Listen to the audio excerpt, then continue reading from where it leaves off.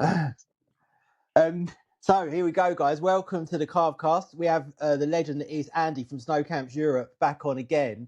And Andy's here for a specific reason to announce something that he's been working really hard on and discuss that. So, yeah, I'll tell you what, Andy, before we start, give us give us like 3 major points from last season, anything at all, like anything you can think of. What would you think of when you...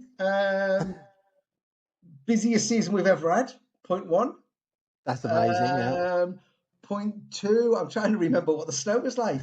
Point 2, loads of snow, wasn't there? Loads of snow in the village at ground level for most of the season. So we had a very picturesque village, which isn't always the case in Capron. And we had a lot of snow. We did, didn't we? And then third thing, Italy. We went to the Dolomites, first camp in the Dolomites, first time I skied in the Dolomites in like 20 years, and it was mega. Yeah, and you could not have got that timing better because, like, obviously, Andy does loads of videos all the time. We won't go into it too much, but loads and loads of videos. Search for Snow Camps Europe, you'll find them. And the Olympics were obviously coming up, and you were working with the Chamonix ski bum guy who I watch religiously. Yeah. And obviously he's giving you the snow reports every week, and every week it was like no snow in Italy, no snow in Italy. The Olympics, they're making snow, but they've got no snow. And I'll shit you not, the week you arrived, it just poured down. I was driving through the Dolomites, and it was just like white strip on the Wednesday.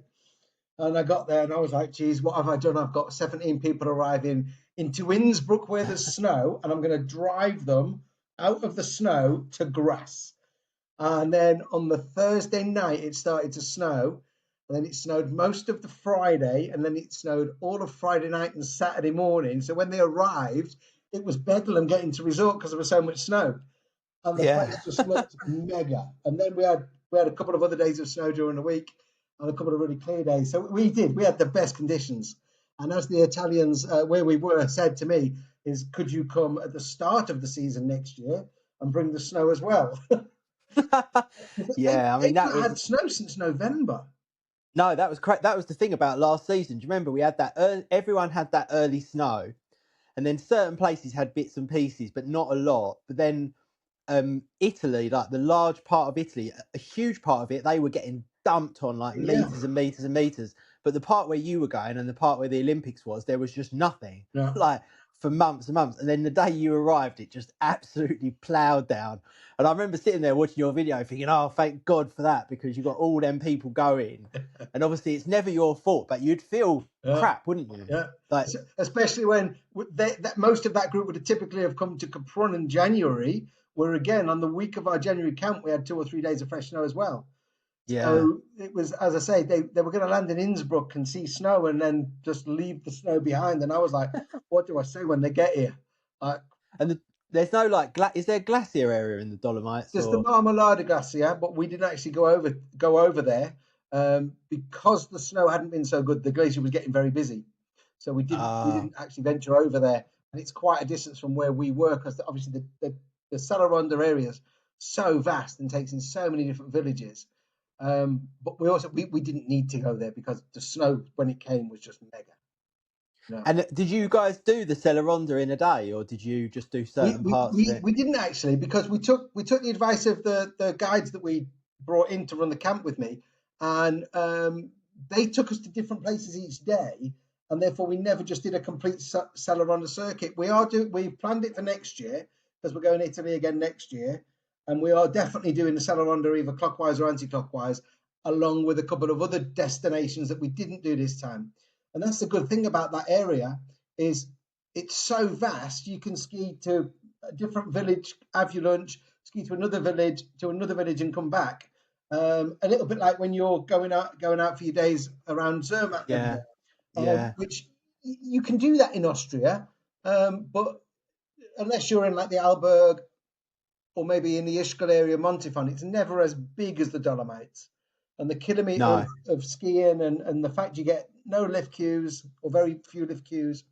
So yeah, so Cello Ronda is definitely on the map for next year. Yeah. Yeah, because I saw when you got back from that trip, all of the TripAdvisor reviews were going up, and people absolutely loved it. So Yeah. obviously that turned out amazing. So yeah, anyway, if you want to check out all of the camps, obviously check out Snow Camps Europe. Andy's got loads of camps all online, and you can book online now, which we were just talking about. But let's get to the specific thing that we were talking about today. So give us a intro about what it was that you kind of wanted to talk about today, or what it is that you're introducing, at the moment. So what I've done since the end of the season, I've developed something that we are calling the Ski Insights. Basically, as most people who ski will know, a lot of people struggle, and they think it's because of effort. Or they don't struggle because it's effort. They struggle because they don't understand what's holding them back. And what I was looking at all over the last winter and other winters is watching how we as teachers taught, but also listening to what people were saying, listening to their frustrations, watching the ones that were progressing well and watching the ones that weren't progressing well. And I kind of was like, we always see these pigeonholes. I'm a beginner, intermediate, or advanced skier, and that's it. And one intermediate skier could be doing X, Y, and Z, and another one could be doing A, B, and C, and they've still got areas where they can improve. But because of how the ski instruction system generally works, they get taught a one-size-fits-all approach quite a lot of the time, especially in group lessons in ski schools. And because of that, they don't ever really get any clarity on what it is that they need to improve on. And they don't really understand what it is that they aren't doing. So I basically just spent day after day after day, night after night, all of last winter, writing on Post-its of what I'd heard, what I'd observed, and ideas that I'd had, and feedback I'd been given, and not just from my guests, but other people, speaking to people in bars and things. I piled it all down. I went, right, there's got to be a way, a system that can give people more than beginner, intermediate, advanced. And I had this kind of flash moment where I remembered when I was in the corporate world, I got asked to do an insights assessment. I don't know if you ever done one of them, Adam. No. Okay, so insights, it's actually got a longer name. A lot of businesses use it. So you get sent, I got sent, I think it was on a Friday afternoon, you got a link from HR. Please complete this before the conference next week. Once you've started it, don't stop. You have to complete it. And just follow the instructions. And you open this link, and it just started firing questions at you. When people give you instructions, do you like verbal kind of instructions? Do you like to read them? Do you like to be shown what to do? And there were all multiple choice questions. And I sat there going, this is a load of crap. What am I doing? And I just quicker and quicker going click, click, click, click, click, click, click, click, click. Anyway, fast forward to the conference, they go, right, everybody, we're going to look at your insights now. And I'm like, what the hell's the insights? And you all got you got a book this thick, right? And the first thing that insights does is it puts you into categories by color. So you've got red, orange, blue, green, and I don't know what the other one is. I don't know, whatever. Turquoise, let's say. Now I came out as red, and red people are very passionate, they're very honest, they wear their heart on the sleeve, they don't like to be given too much information. If you give them a job, they're going to get it done no matter what. They're very tenacious.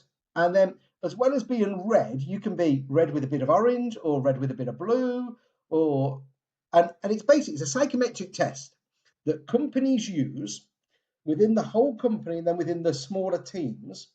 And ideally, in a sales team, let's say, which I was in, you want somebody of each colour because you all bring different things to the party. One person might be a starter non-completer. One person might be a completer, but they don't have the ideas to start with, right? So I basically started thinking about this insights. And I was like, what if we could have an insights for skiers where they filled in a questionnaire or an assessment that wasn't too lengthy, because like me, I just got bored and went click, click, click, click, click. But that's because I'm red, right? Yeah. And that's how the system knew I was red. And because of some of the other things I did in the indications of this test, and I didn't have a clue why I was doing it. So I thought, right, can we create something where skiers answer some questions and it gives them a category that they fall into, and from that category we can tell them what's most likely holding their skiing back and how most likely they can move that score on, right? Because everything through the skier insights which I've created, you get a score and you get actionable points. Now, my main goal, and I'll be totally transparent with this, is somebody goes on and books a camp because they want to come and get that progression from the people who created the insights. But equally, Yeah. anybody can take this. It's free. I'm not charging for it. And once you get the information, you could go to Jason in Zermatt and say, Jason, here's my printout from Andy's insights. Jason will read it. It'll give Jason a much better idea of what he needs to do with you. Right? So in a nutshell, that's what we've created. We've created the insights psychometric assessment that businesses use to create the skiers' insights that we can categorize people and then feed them the what is their barrier that they're not, why they're not progressing. Oh wow! And is that something that's available like right now? Yeah. Oh wow! I So launched what do it people about do 2 to weeks do that? ago. Sorry. What do people? Because I'm looking on your website. Is it on the website or is it a specific link? Bottom right hand corner, you can find it on the Ah, website, and I've plastered it all over social media. So what we managed to do, and I posted something today, and basically it's built on complexity, but it delivers clarity. Okay, so there are more than 67 million answer combinations. wow! Okay? I There's saw that only, today in your email. but there's only 13. Um, there's 13 questions. Each of them's got 4 possible answers. But that gives Right. us over 67 million permutations. So you Wow. fill it in, it takes no more than 2 to 2.5 minutes, and you instantly get basically a scorecard. And on that scorecard, we've got different visual ways for you to interpret it. So we've got like a donut, which is broken up into the different segments of the categories. And then we've got a numeric kind of scoring system. And then there is a scoring system by percentage. Now, when you do it, you fall into one of the 5 categories. But it could be that one category you're only that is your overall category, but only by 1 or 2%. Okay. So you could be a mix of categories. So the categories are basically lacking confidence, mileage ready skiers, social interact. Let me get these right names.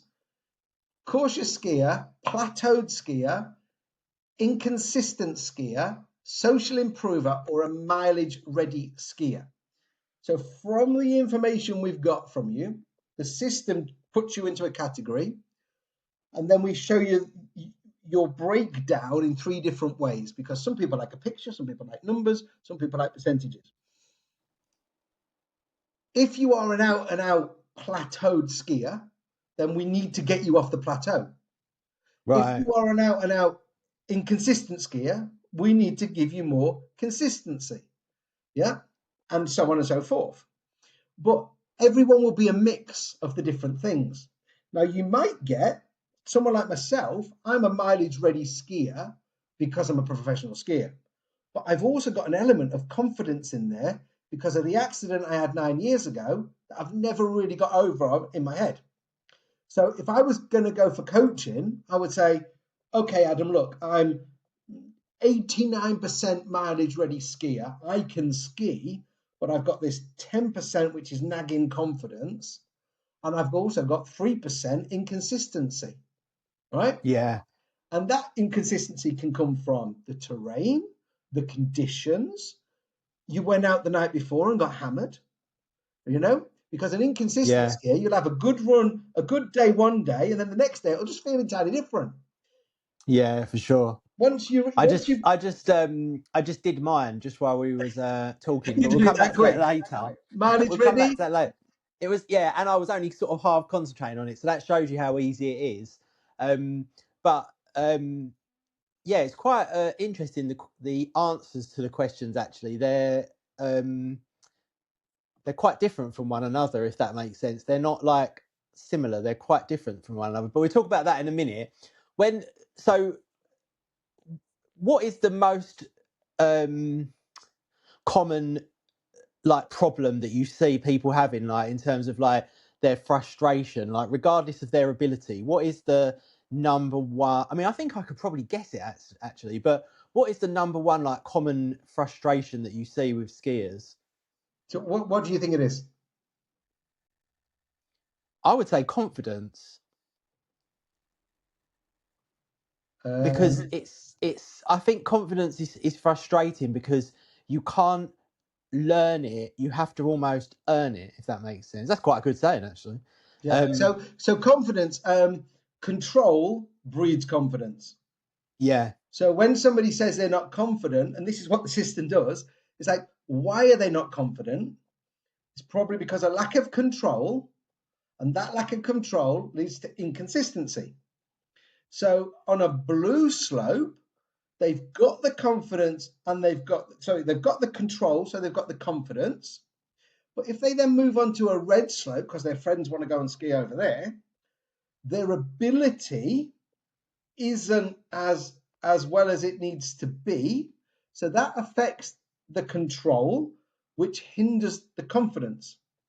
Okay. So it's not normally confidence that's the problem, it's the control that's the problem. And this goes back to when we learn to ski, we're taught turning is a way of slowing down. Okay, Yeah. which it is. But when you're in your ski school lessons on that first week and they're teaching you to ski and you're following the ski instructor, that ski instructor is making very round turns, almost going back up the hill, which is where you get your control of momentum of descent. Yeah. However, the minute you're not following that ski instructor and you start to get a little bit more acceleration and a little bit more acceleration, a little bit more acceleration, you hear the words turning slows you down, turn more. So then you start to turn more and more and more and more and more and more and more. But what happens is you get faster and faster and faster and faster and faster. Yeah. Then you're basically hooked, right? Yeah. And that's where a lot of people struggle is I've not got the control, but I say I'm not confident. The control will give you confidence. You're not skiing in the correct way to keep yourself in control, which will build your confidence. Yeah. And that is Yeah. kind Because of what this system comes out with for inconsistent and confident skiers, or the confident ones, the less confident ones. yeah, because I find that there's a huge bunch of skiers that are actually ultra confident but have no control. And Exactly. because yeah, because when I've done like camps before, actually, even though I was the one with the less experience and I was probably the slowest, I had the most control because I had good technique. But everyone else was like ridiculously confident, ridiculously fast, but they had no control. Yeah. um, and actually, even though they had that confidence and the speed, they were actually on the course to get that control. Yeah. So we're moving away from the insights, but it all does link back in, right? Yeah, A World Cup, a downhill World Cup skier, he would not go straight down the Hahnenkamm if he wasn't confident. Is he in control? Barely. Because he yeah, has to ski right on the edge of what on the edge. Yeah, they call it. I'm sure it's a thin blue line, even though that's the police as well, isn't it? They have to ski right on the edge, or they wouldn't win a downhill race. You know, if you had an unconfident downhill skier, he ain't ever going to win. He's going to be as slow as hell because he's going to yeah. hold back, right? He's going to turn.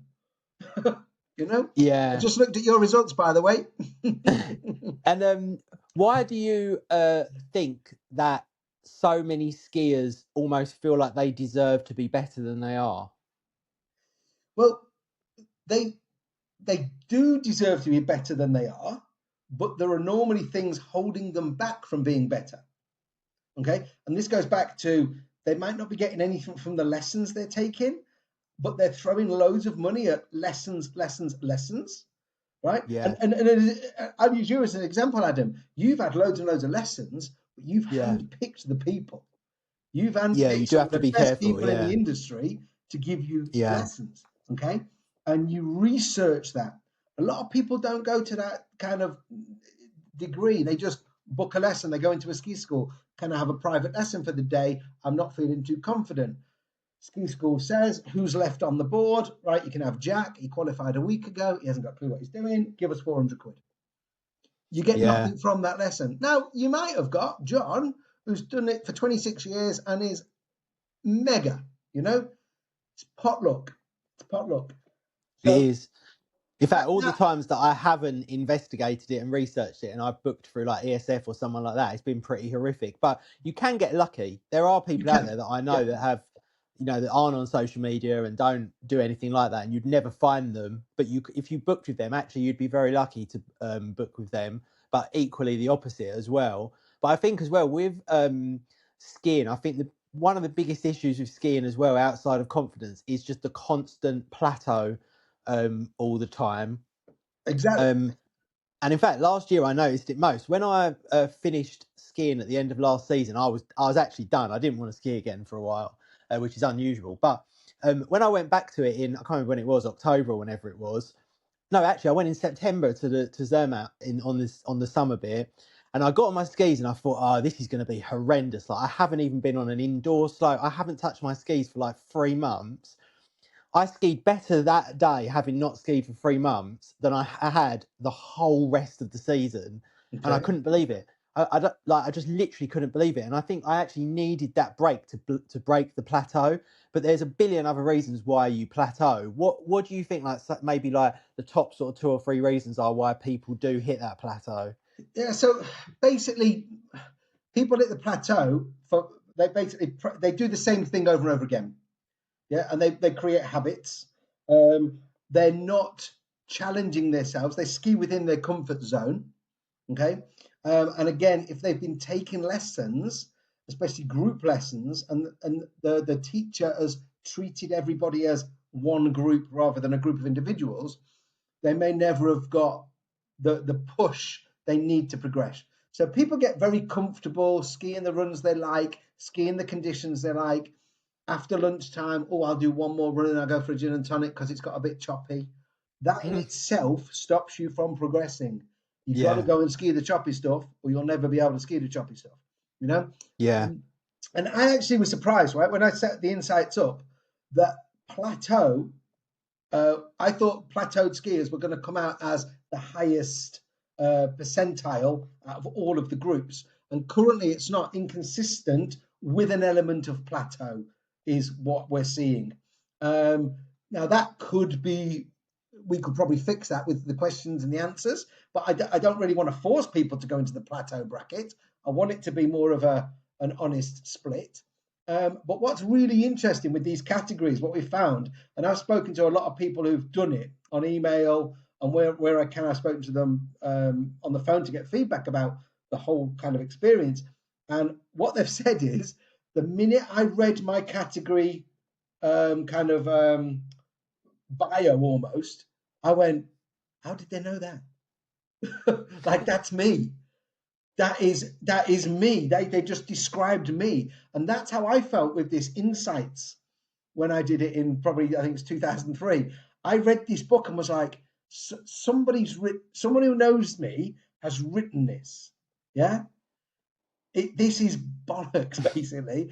And it yeah. wasn't. It wasn't. That insights thing is massive and so complex, and the way it works you out. And I wasn't having it. I was just like, nah, not having it, not having it.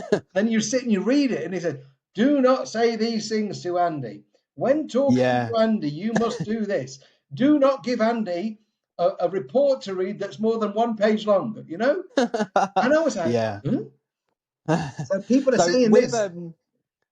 with these people that do plateau, um, a lot of what you just said there is really down to the learning experience that they're getting. Why do you think that a lot of the like traditional ways of teaching skiing doesn't address that very well? So again, it goes back to the way people are being taught, whether that's from the ski teacher or the system that the ski teacher's trained in. Obviously, here in Austria, we're very much into this vertical movement, up, forward, inwards, which is what you're kind of taught. That is more fatiguing on people than if they skied just with lateral extension of the leg, right? So are they not getting any further because of a fitness restriction? Okay, and overall fitness is important, especially the older we get. We Very, know this, right? If we're very, not yeah. building a bit of muscle and we have a fall, I read a statistic the other day. The average person who breaks their hip over 60 dies within a year of the break, unless they are somebody who is constantly lifting weight and building muscle. Wow. Yeah, scary. So fitness plays its part. If the way they are being taught to ski, firstly, if they're being taught the way they've always been taught, that's one of the reasons for the plateau. You've got to make changes. You've got to change terrain. You've got to change turn shape. You've got to change the angle of the slope.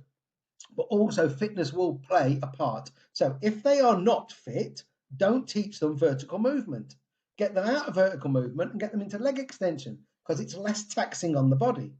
And Yeah. therefore, you've changed not only their technique, but you've made it easier for them. And I guarantee if you take somebody who is skiing with an up forward inward movement, and they've plateaued, and you spend 2 or 3 hours on lateral extension of the leg, not only will it be less fatiguing, they will get an earlier edge grip at the top of the turn. They will feel way more control. And if they've not learned to carve, they will start to carve the whole of the time. Right. Okay. Yeah. And again, when on the plateaued category, these are the things that then get fed into them as solutions. But the way of teaching, hasn't really evolved. Yeah, if you look at the old films in 1940s of the Alberg technique, that's pretty much still the Austrian technique. Yeah. It's evolving where ski teachers like myself, like the guys at Cold Candy, that we're thinking about it ourselves. Rather than following the syllabus, we are doing what we believe is right for the guest, right? And on occasion, that might be an up forward inward movement, to get the skis to release. If someone's not confident enough to make lateral extension and to start edging above the fall line, then do what's appropriate, But again, feeding into insights, the insights that are coming out now as a ski teacher can be used as a tool, and what would be fantastic, as I said earlier on, is somebody fills this in, goes to Jason and Zermatt and says, there's my scores. What can you do with them? Yeah. Yeah. Now, something else I've just created, which I'll not go into too much detail about, is I've actually created an assessment for our camp guests. So before they arrive, they will fill out an assessment. Now, this is a much bigger assessment than the insights. Right. And everything on this assessment is a 0 to 100. Okay. So how confident do you feel on blue slopes? 0 to 100. How confident on red slopes? 0 to 100. How confident when it gets bumpy? Da, da, da, da, da. They fill it out before the camp. They get a score. You are this, right? Last day of the camp, where we would normally say, how did you get on? Oh, yeah, it feels better. I feel like I've got more control. I'm a little bit more confident. That's fine. That's what they're feeling. But what's actually happened, they do the assessment again. We've now got a before and an after on several different categories. Has my confidence truly improved? Has my versatility improved? Has my technique improved? Has my enjoyment of the whole process improved? Because again, if you're a non-confident skier, you're probably not enjoying it. No. So one of the big matrix on that would be, have you become more confident, and how much has your enjoyment gone up from this week? Yeah. And I think we are the only people, I've looked and I can't find anybody. We will be the only ski camp providers who are giving you a digital pre-assessment and post-assessment outside of saying, what's your current level? Here's a list of 8 levels, pick one, and we'll stick you in that group. Yeah. Yeah. And then on the next day, you'll get put up or put down, depending on the level of everyone else in that group. Because a lot of people will overegg the pasta. If you give them 8 different levels, oh, I'm 7. I don't want to be in that group. I want to be in that group. Yeah. Then they end up going back to 4 or 5 after day 1. Some people will under-egg the pasta. By doing a pre-digital assessment before our camp, we should get a way better understanding of who's coming, what their ability is, and what we need to do to progress them over that week, so we see the scores go up. Because the last thing I want is on the last day when I say, okay, everybody, get your phones out, fill in the questionnaire. Someone goes, my scores have gone backwards. Yeah, that's true. I'll tell you what would be good actually to add to that would be if you have there before, thereafter, but also the instructors Version of either. their appraisal of them. Yeah. Yeah, Could be yeah, done. because Yeah. it would be super interesting to see what they think of themselves versus what the instructor thinks of them.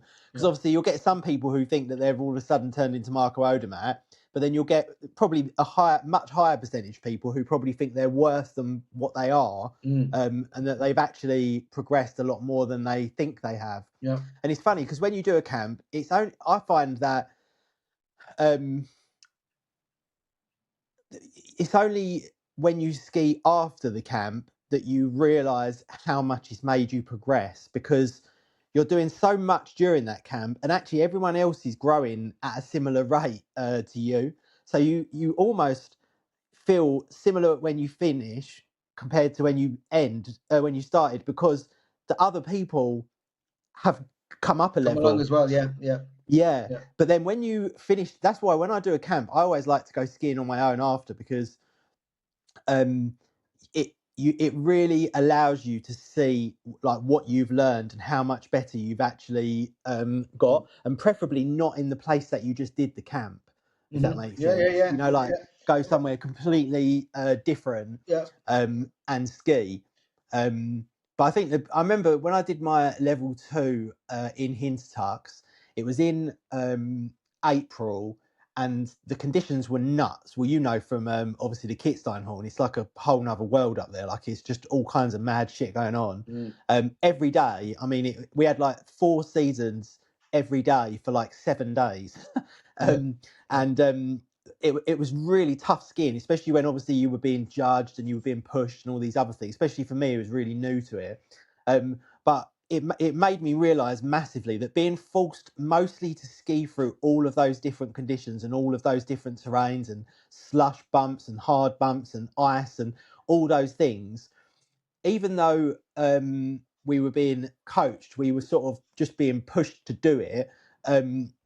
That actually pushed me on more than anything else I've ever done. Just being forced, not forced, but like pushed into a situation where you have to address these different terrains. Yeah. And then when you get back on a normal piste after doing that, it's amazing how much that all of those completely irrelevant things have made you a better skier. Yeah. It's when we finish like a day on a camp, and people say that it's always like, oh, some people are going straight to après, some people are going shopping, some people are going to ski. And I always say, okay, go and ski, but do what you've been doing today. Yeah, go wherever you want, but ski the way you've been skiing. Don't just go and ski the way you've always skied. Because if we always do what we always did, we'll always get what we always got. Exactly. Which is the plateau, right? That's the plateau. So it's like, right, go and go to whichever slope you love to the best today, and ski and ski and ski, but ski the way you've been skiing today. You know? And it's very easy, isn't it, when for you get to people to just sit back again and like forget some of the things that they've been doing, because a lot of the things you get told to do are uncomfortable because they're new. And it's only once you've been doing them for a while and you see your progression that you sort of can appreciate that doing it this different, harder way is actually more beneficial to your progress. Yeah. Skill acquisition is uncomfortable. Yeah, it is. Yeah. You know, learning stuff, learning new stuff or changing habits. I fold my arms like this. If I want to fold them like this, it's Yeah, more uncomfortable, you know? it is difficult. So, with the types of skiers that you've identified, how, instead of breaking it down into these normal categories, which I've always thought are ridiculous anyway, because even within those beginner, intermediate, and all that, everyone has their own understanding of what each one of them is. You know, Yeah. you might say someone's a beginner, intermediate, and someone else could easily say they're an advanced skier, and none of you would be wrong because there's no real Depends on definition that. Yeah, your it's like interpretation. Yeah. yeah, it's like boot flex. So what Yes. Yes. so what how have you bracketed them down, and why do you think that that is a better way of doing it? So the 5 categories we've gone for are basically from the 5 main categories that I've kind of observed. Now, we could have given them very different names, but they would have meant the same thing. Now, the cautious skier, I normally term as the fearless skier. Okay, they need to Right. fear less. But the minute you start talking about fear, they instantly are fearful. So Yeah. I've tweaked that, and even though I'm still selling my fearless camps, I've tweaked that to this cautious skier. Now, as I said, I'm a very good skier, but I have an element of caution because of what happened. Yeah. I also Me have an too. element of Yeah. caution because I ski on a glacier where everyone goes to the same place, and I'm surrounded Yeah. by idiots who can't ski. Yeah. Yeah. So I am cautious of what's going on around me when I'm skiing. So then the only one that might get a tweak of category name is mileage ready skier. But when you think of what is a mileage ready skier, once you read it, is the mileage ready skier is not that inconsistent. He's not on the plateau. He may be slightly on the plateau, but he can ski most of the mountain, but struggles when it gets more variable, when it gets bumpy, or in the off piste. Okay, so he's actually, you're an advanced skier, but again, it's beginner, intermediate, advanced. I wanted to get away from this advanced, and I didn't want to call it pro because you've got to be a lot better than that to be a pro, let's say. Yeah. So mileage ready is basically you can ski most of the mountain on a good day, but you still have room for improvement, whether that be a bumps camp, off piste, variable terrain skiing, all mountain skiing. You might be the best long carved turn skier in your set of friends, but you might not be able to do a short turn. Yeah. Okay, because you've never been taught how to do a short turn. So no fault of your own. You have skied around mileage, pretty good technique, in control, with confidence. So all of those markers are down. Your mileage ready skier is up, but you still have room for improvement. Okay, Yeah. and that is Yeah, a and it's good funny number of because people. it's funny. I mean, you already know this, but I did the test, and that's what I came out of, and that's exactly what you just described is me. So, Exactly. although I excel at nothing and I'm okay at everything, if that makes sense, I don't have that. I'm a really good long carve. I'm a really good this. In fact, I'd say that my best thing is that I have control on in every single situation that I'm in. You know, regardless of terrain or steepness or bumps or weather, I'm always in control. That's probably my, you know, the guy who's really good at long carve turns. That's my equivalent of that. Yeah. But I excel at nothing, and it fits perfectly into that because basically there's improvement to be had everywhere. Yeah, and it just requires work, obviously. But I think the better you get, it almost slows down like your improvement. You'd Yeah, think it would speed your up. curve obviously flattens out a little bit, doesn't it?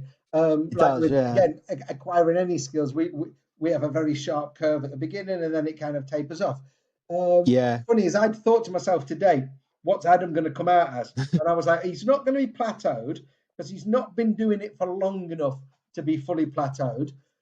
Yeah. It's probably going to be mileage ready with an element of inconsistent, or inconsistent with a good element of mileage ready. Because obviously I follow you and I know where you've been skiing, I know who you've been skiing with, I watch what you've been doing, and I can just tell from watching the angle of the camera what your skis are doing to an extent, you know what I mean? Yeah. And then I think back to when we skied together, so I can see the progression. I was like, where's he going to fit? Now, the fact that you have come in at 50-50 on I know. inconsistent and mileage, which is bang on, and as you said, you didn't really concentrate on the questions and the answers, Not really. right? No. And this is the scary thing. Now, if you did, I think it would just tip over to a bit more mileage ready. I think Probably. if you did it slowly, and as I say, slowly is about 2 minutes, 2 minutes 30. There's only 13 questions, and but even when you do go click, click, click, click, click, click, click, it still gives you the right answer. No, it's quite incredible. Over 67 million possibilities. No, it's quite incredible, really. Yeah, that's pretty amazing. Yeah, because if I would have just read through these categories, and you guys should go online and do this, it's quite interesting. I would have. There's a small 2-sentence description, well, 1 sentence, 2-line description of each one of the 5 categories that Andy was talking about. And I would have literally put myself into mileage ready skier, which is basically essentially what it's done, which is quite interesting, really. But yeah, this is quite interesting. You guys need to go online and do this. And I think if you are in a position where, because I always think recently about your average skier. I don't mean in ability, I mean as in just your average if you was to pluck 50 people off the slope, they'd all be fairly similar, not necessarily in terms of their ability, but in terms of how often they go, how many times they have lessons, loads of things, like loads. Are their feet uncomfortable? Like, do their skis, are the skis the right ski? You could put these into quite a broad, narrow category. Sorry. And I think a lot of people, they don't do research on their ski instructor. They go to the same resort every single year. They ski the same slopes on the same resort every single year. Quite often they have terrible equipment through either just a rental, or they've just never had good equipment for multiple different reasons. And that's probably a huge percentage of the people that you see on the slope. But even with something like this, even if you were just that person and you went to ESF every year in Alpe d'Huez for a couple of lessons or whatever on your ski trip, just taking this stuff to them would actually set you a little bit further ahead than just turning up, because you can you could read through this in, I don't know, 90 seconds probably. And it gives that instructor just like this really basic, easy to understand overview of like where that person's at, which in a way has almost negated like the first lesson being a waste of time, because that's probably something that they would take a few hours to work out by watching you. If you know what I mean.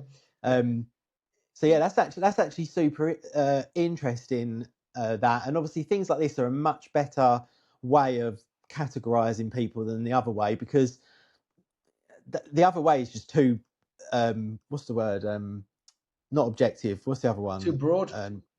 It's just subjective, just too subjective.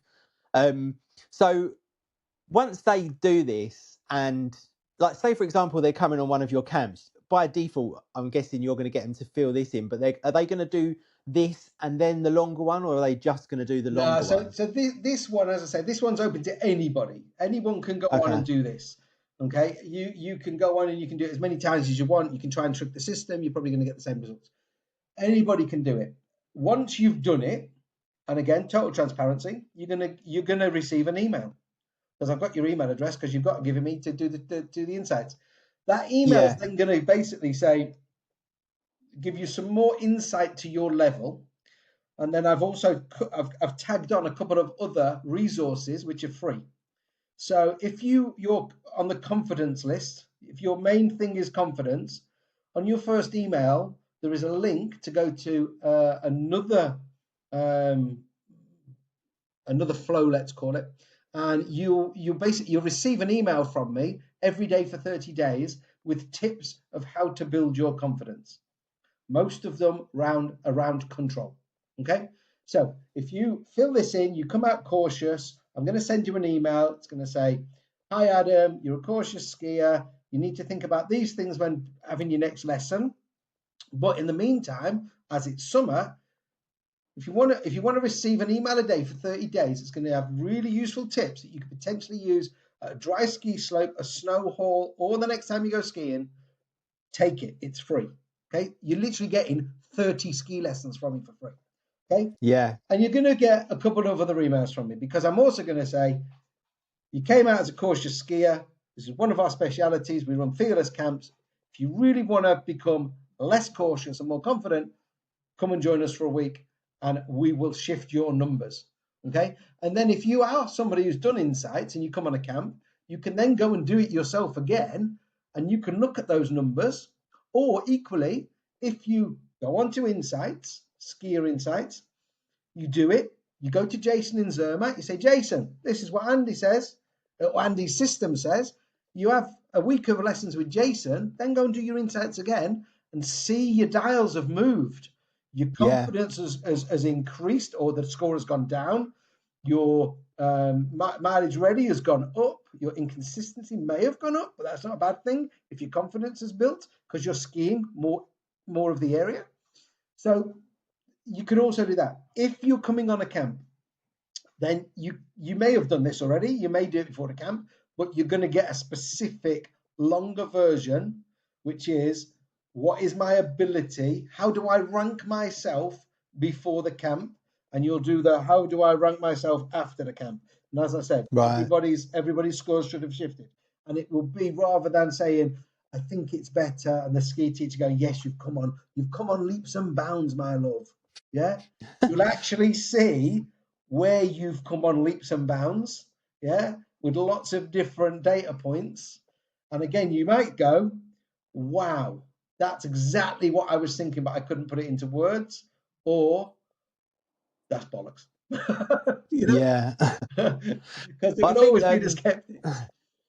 I think actually having looked at like all of this stuff, I think actually probably what will be the best thing about all of this for people that come on camps with you is not necessarily even now. Obviously, right now this is going to make a huge difference and allow you to be much more effective at what you do. But thinking about this moving forward, once you've got like a 2 or 3 years worth of data in here, I mean that's a huge amount, isn't it, to be able to because we'll literally be able to pick 50 people off the mountain and you'll be able to say 12 of them are this, 15 of them are this, 20 of them are this, and you'll be pretty bloody accurate. And now here is your solution to move from that to this. Now, I'm not the first person to do this, am I? Obviously, Carve, the digital ski boot thing, that is collecting data. They are a data company. That is a data company. I'm not a data company. I organize ski camps, but I'm using data to improve my camps. To improve my offering, whether it be the skier insights for anybody who wants to do it, or the pre and post assessments. As I said, I do not know anybody who's doing a pre and post assessment of this type before and after any ski lesson in the world. So this is groundbreaking. And I'm sure someone who watches this will just go and copy me. Fine.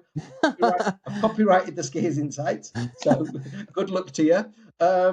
I'm just, as a person who provides camps, and as I say, same mountains, completely different experience, I can't just rock up and teach groups of 6 people to ski.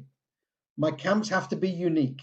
And our 3 kind of pillars within the business from the beginning have been unique, quality, and personal. Okay? Yeah. And this leads very much to unique. We're the only ones doing it. It's personal because it's about you. And so far, it seems to be extremely good quality, Yeah.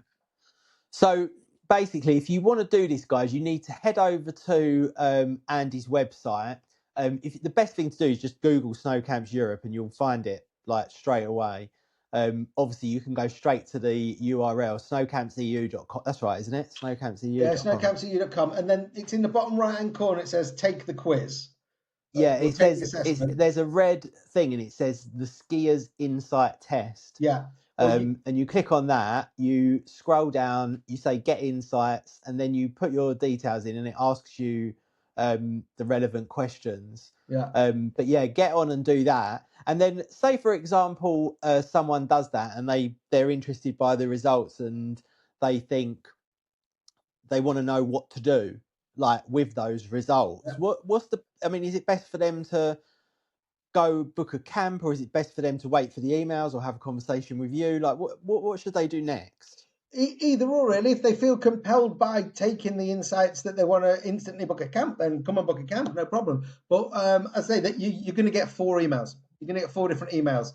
All of them are also going to add value to what you've already done. And they're probably also going to give you answers to some of the questions that you might have come up with. Or equally, you just email me and say, Andy, I've just done the skier insights. I was really interested in what it threw out. How would you recommend I move forward to get off the plateau or move out of inconsistency? And I'll email you back. I read every single email that comes into Snow Camps Europe inbox. I respond to every single one. It's never somebody else. It's always me. Equally, as you said, Adam, they can find it on a website. If you go onto the Facebook page, you'll find it. If you go onto YouTube, you'll find it. If you go onto Instagram, in the link tree in the bio of the Snow Camps Europe or andyrose.ski on Instagram, you'll also find it. So it's in loads of different places. And if you can't find it, again, email me and I'll send you a link. And take the skier insights and see if you're surprised by the results. Yeah, I mean that's super interesting. I mean, this is great because I think there's this industry is, if the more you get into it, the more you realise it's like an old man's club. It's quite archaic, really. Like a lot of it. But so when you see things like this is really nice because this is someone who's actually trying to make a difference and chat and think of something new. It doesn't even matter whether it's the best thing in the world or not. At least it's some effort being put into trying something new. But a couple of questions, not necessarily related to this, but a little bit. If, say, for example, someone's got they're going to come skiing for they want to go skiing for 6 days. This is a bit of a broad question, actually, but would you say that they would be better coming to Kaprun and having 5 days with you, 1-to-1, or would you say they would be better on a ski camp, one of your actual camps? And I know actually probably filling in the insights would give you a better understanding of the answer to that question. Exactly. But if you literally, you were not even allowed to know anything about this human being at all, and you just had to broadline it, what would you say is better for somebody that you know nothing about? Would it be better to come with you for 5 days and just do 1-to-1s, or do you think the experience of a camp actually has something special about it that allows you to progress further quicker? So before I answer that question with the answer as you've asked me to, I'm going to give you my other answer. I would never take a booking from somebody on that kind of No. on that kind of scenario without speaking to them on Yeah. email or on phone. Normally on email, because I want to get a little bit of an idea of what they're looking for, who they are, how they are, etc. And again, insights, if you come out as a 98% social improver, get on our January camp with 40 plus other skiers. It's a massive social experience with skiing progression. If you are 0 on social improver, and you're full inconsistent or plateaued, and you've got a relatively good level of fitness, then a week of private coaching. But you said if I had to do it without any information, I would probably say, Like, I'll tell you what, let's say you're going on a TV show, right? And there's you yeah, and there's another, let's say there's Jason, right, on the other team. yeah, And you both are going to get dumped with somebody and you've got to pre-decide what you're going to do. And at the end of it, one of you wins €1,000. What are you, like, in the back of your mind, what are you going to be thinking is just going to be like a given that's going to be better to get them better? camp. Yeah, I actually agree with that. I really do agree with that. But Yeah. the only reason I say that is because if I've not got any information from them, I know, for instance, our January camp where we're going to have 40, we've already got 40 booked on. We're going to have 40 plus skiers. We will have multiple level groups. We'll have cautious skiers. We'll have mileage ready skiers. We'll have inconsistent. We'll have plateaus. We'll have loads of social improvers because they're all a sociable bunch, and 80% of them travel solo for one reason or another. So I would probably lean and say, okay, Mr. X, come on a camp because I know you're going to get put in the right group. Therefore, you're going to get the proper tuition that you're wanting, and you'll get the progression that you're after. And then it's up to you. You Yeah. can be sociable or you can sit in your hotel room. That's down to you. And we do have some people that don't come on the group dinner or don't come to après, or they'll come out on one night and they'll stay in on another because they've got to do a bit of work maybe. Yeah. Because we get busy people on the camps. So that would be my answer. If I was up against Jason and there was €1,000 on the line, boom, camp. Yeah, I agree. I tell you the reason I asked that question, because I knew what you was going to say, but I tell you the reason I ask it is because I think a lot of people are, well, a couple of things, put off by camps because sometimes of like what you said, maybe feeling the demand to be social when maybe they're not that human being. Yeah. And I feel a bit of that when I go on a camp, even though people may not believe it, I do.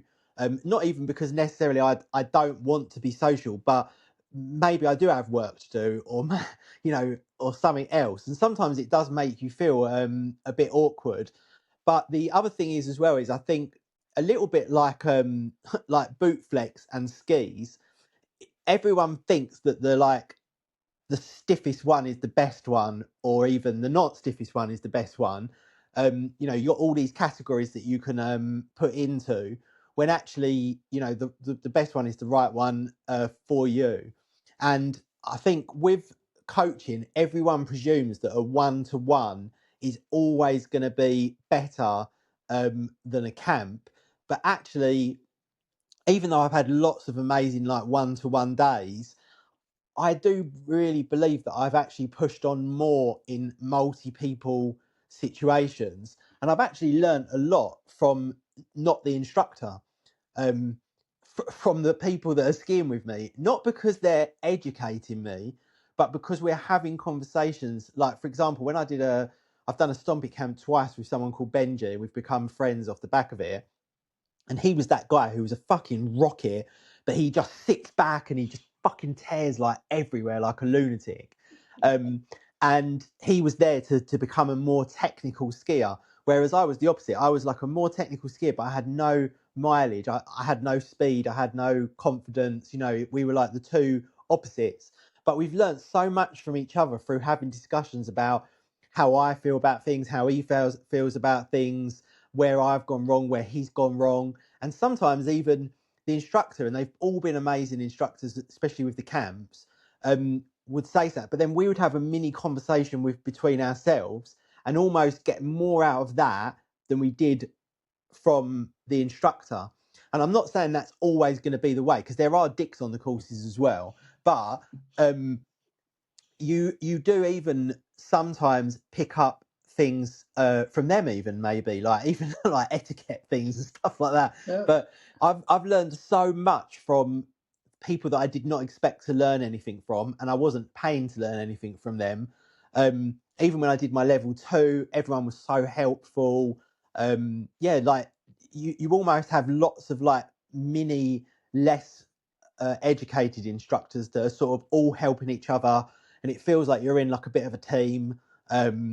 It's a really nice experience that I recommend to everybody. And try not to be put off. I'm not just saying this either because you're here. I actually genuinely mean this, but try not to be put off by the social part of it. No one gives a fuck if you don't go out for dinner. or you don't want to be around it. Everybody understands that you either have things to do, you might want to FaceTime your family, you might want to go in the gym. Like, you might be that person. Yep. You might just feel uncomfortable. Like, there could be a dozen different reasons, but no one is sat there thinking, oh, what a wanker, he didn't come to dinner. And in addition to that, just like, it is a great experience. You do feel like you've sort of got through something as a team, and you've progressed, and you've all like grown together. It's a nice feeling. It's so much nicer than achieving something on your own. And I am not that person that would be out drinking with everyone every night, eating dinner with everyone every night, and yet still I've got a massive buzz out of that group environment. Do you know what I mean? Yeah. I think don't just presume that a one-to-one is better. One of the stats that came out of this year, and you asked me for 3 highlights at the beginning. One of the stats that came out this year is 70% of our people return for another camp. And I've got, like last year, I've got a good number of people who are on 2 camps this year. We've got a lot of people who are on November who are also coming to Italy. We've got people who are on January who are coming back in March who've already booked up. I had another one yesterday, a lady, she was already down for Italy. She's now said, right, I'm going to do November as well. And 70% of them come back.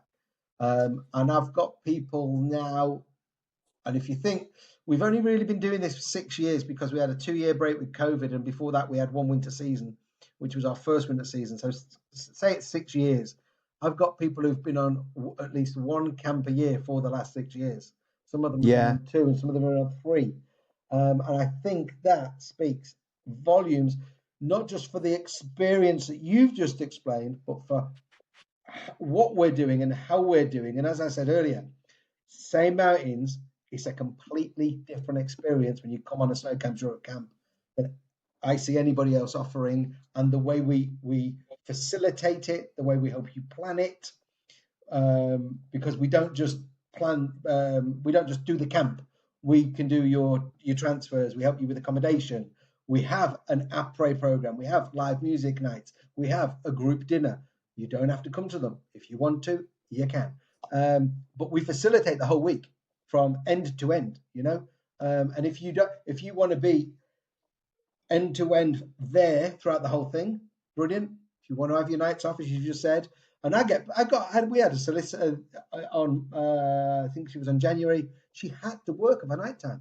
She had a piece that she was preparing for, so she missed the group dinner and she missed the live music, but she did come out on the first night at pray and the last night at pray. Fantastic. That's what she was there to do. Other people, my friend Neil is there for 2 reasons: skiing and drinking and having a good time.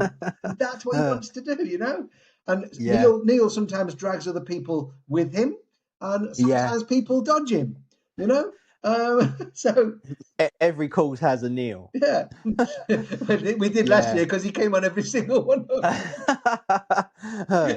I think that's really, really important place to end. Actually, is just to don't be put off by this multi-person environment, because it is the beautiful thing about the camps is they'll just be whatever you want them to be, especially when you've got someone like Andy running it who literally wants that for you. Like, you want them to you want it to be to them what they want it to be. Do you know what I mean? Not what you've designed. You want it to be for each person what they want it to be, or what they need it to be. I say to every single person, what we've done now, because the camp's getting so big, we now have like a welcome meeting in a hotel where we all sit down and I do a bit of a presentation, a bit of tap dancing and things like that. And I say to them at the end, I say, if at any point throughout this week you feel you can't leave a 5-star review on TripAdvisor or Facebook, you have to come and talk to me, because if not, you're not getting what you've paid into, right? And that means any one of those 40 people can come to me at any time with that, whatever it be, concern, gripe, complaint, and I will fix it so they have the best week. And if you look at our reviews, we're on over 105 5s on Facebook, and I think 65 5s on TripAdvisor. There's nothing other than 5s, because it's amazing. If you do come and tell me during the week, I'll fix it.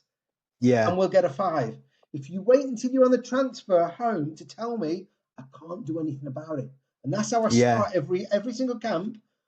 If it's not 5-star, you're not getting what I want you to get, and I want to fix it. And Yeah. And like, I won't go through all the pricing and stuff, but guys, this is not what I would call expensive at all. Like, this is really not on expensive a at like for all. like comparison, and I've done a like for like comparison. Actually, I didn't. One of the guests did a like for like comparison to see if he should go somewhere else. And he sent it me, and we are by far the cheapest on a like for like number of hours skied, après program, all of the other bits.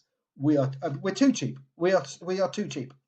Yeah, no, it is amazing. And there is something for everyone as well. There's different times on here. Like, if we'll go through it quickly. We've got kickoff camp 28th of November to the 5th of December.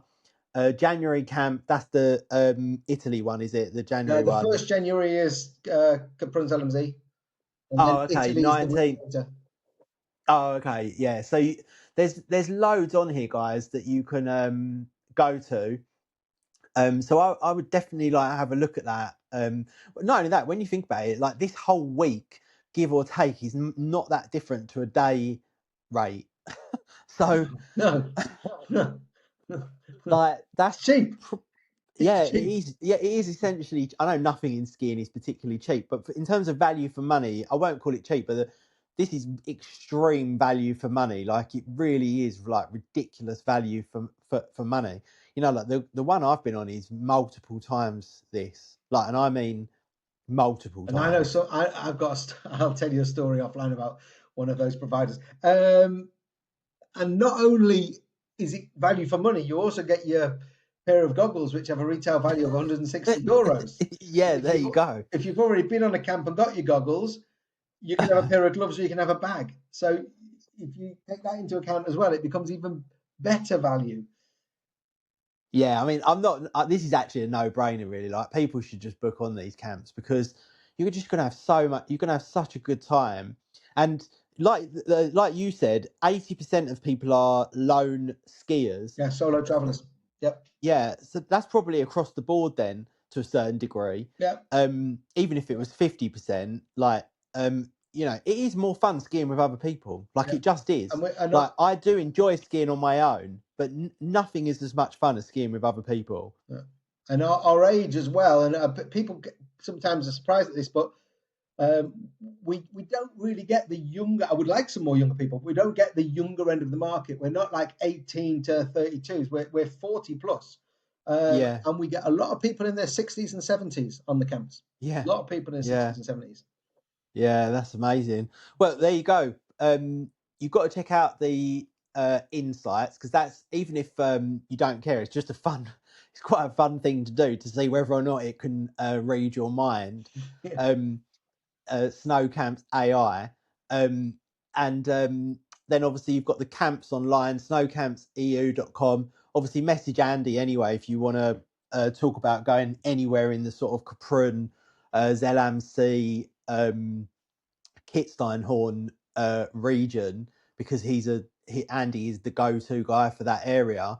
And yeah, that's about it. But that's super interesting. I'm quite interested to read through it. One more question: Can you? Is it annoying if people was to keep going through changing their answers to see what it says? It well, yeah, because it costs me money. Because Oh right. each person that does it costs me money. Oh So right. and I have a monthly limit at the moment to how many people can do it in a month. And if Oh I okay. get to like the 6th day of the month and I've gone through the limit, I would have to put in more money. So if they go in and do it 3 or 4 times, it costs me money. But so be it, whatever. You're having a good time doing it on me. And other than that, Just book a all it camp. means is if they came out with 4 or 5 different outcomes, they would then get 5 different sets of 4 email sequences into their inbox. So you'd get Oh 4, okay. 8, 16, so you get 21 emails off me over a 4-day period. So if you want Yeah, to do it because 5 times, be warned. You yeah, you're gonna get preempted the emails, spammed. not me. Yeah, no, I just I thought I'd add that on because I know some people are going to want to go on and beat the system. Yeah, But exactly. And I yeah, tried to go do it, I check tell out you. the insights. This is a But I great think people thing just for people to do. It's quite interesting. The results that you get, it's not short. Pick the best results that are right for you and get the answers. yeah. What's more annoying is it's not When people who does do it 2 or 3 times. when sorry, go on. What's more annoying is not people who do it 2 or 3 times. It's people who go in, do one question, and then pull out because it's like I've paid for it and you've not got your results. You know. Yeah, So contrary to what you've been told, don't pull out. yes, don't pull out early. And when does the because obviously your season starts a lot earlier than other people. Yeah. If someone wants to come and ski early, what's the earliest sort of like reasonable, worth it time that they can come out to the Kitzsteinhorn? So since we had the situation a few years ago where they opened late in November, there has now been an agreement that they have to be ready to open mid-October, rain or shine, no matter if it has snowed or not. So the Kitzsteinhorn Glacier, since you were here, Adam, which is now 3 years ago, 2 years, 2 years, yeah. It'll be 3 this season. right? We have now got way more snowmaking at the very top area and then in other areas. And that is purely to make snow during the winter, which is now in storage for the start of October. So they should Wow. normally be open by the end of the first week, if not middle of October, with the thousands upon thousands of tons of snow that they've made during the last winter, along with everything they harvest off the glacier at the end of the winter, which this year apparently we've got more snow than we have ever had. So Wow. it's going to be good from mid-October. Yeah. We normally start getting, well, we just had a week of snowfall last week, Yeah. Wednesday, Thursday, Yeah, Friday. it's It snowed crazy. every day. Yeah. We've had over 50, 60 centimeters of snow. So it's looking like, even if July and August are red hot, the start of the season will be secure. And even if we're getting this El Nino effect that people are talking about, which would mean November and December are quite warm and we might not see much snow, on the Kitzsteinhorn Glacier, we will have good skiing because of what we've got. Yeah, and I don't think there's actually any other places that are that forward thinking when it comes to early skiing as Capron and obviously all the other surrounding areas, because they are bang on it, aren't they, with Yeah. all of that Yeah. stuff? Like they are literally all over it. In fact, even when sometimes I go online and look at the webcams like early season, and you can see them with all the diggers like shoveling, moving around all of the snow. Like they are literally like on the ball. So yeah, early skiing. That's going to be a great place to go. I actually probably will do it as well. I really want to do like I say it every year and I haven't done it yet, but I want to do, like the Glacier Austria Yeah, you were supposed like to do it tour. last year, weren't you? But then I think that's because the snow didn't come in time, did it? It just didn't. No, it wasn't worth it. But although saying that, that Chamonix ski bum guy, he does it every year.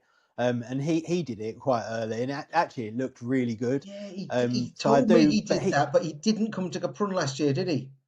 no, he didn't do Kitzsteinhorn. I don't know Yeah. why he didn't do it actually. Maybe it's further away or something like that. But I think it is a good trip to do though, because you can just go around all of those glaciers, and they're not in Austria. Everything's close, isn't it? Like Yeah, nothing pretty is much. Yeah. particularly.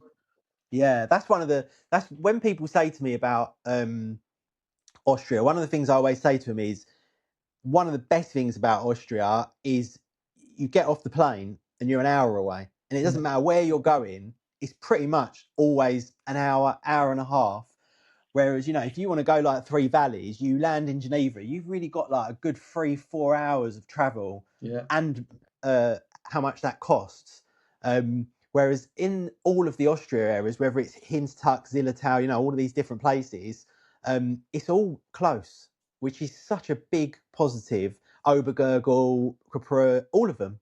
Like that, I think that's such a massive positive. Especially when you use the Snow Camps Europe transfer service. Yeah. All Right, resorts I in better go Austria, because Innsbruck and Salzburg.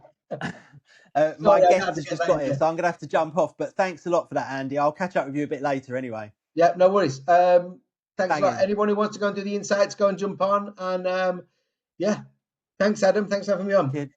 I appreciate it. Cheers, mate. Have a good Cheers. one. Bye Ta-da. now. Take care, mate.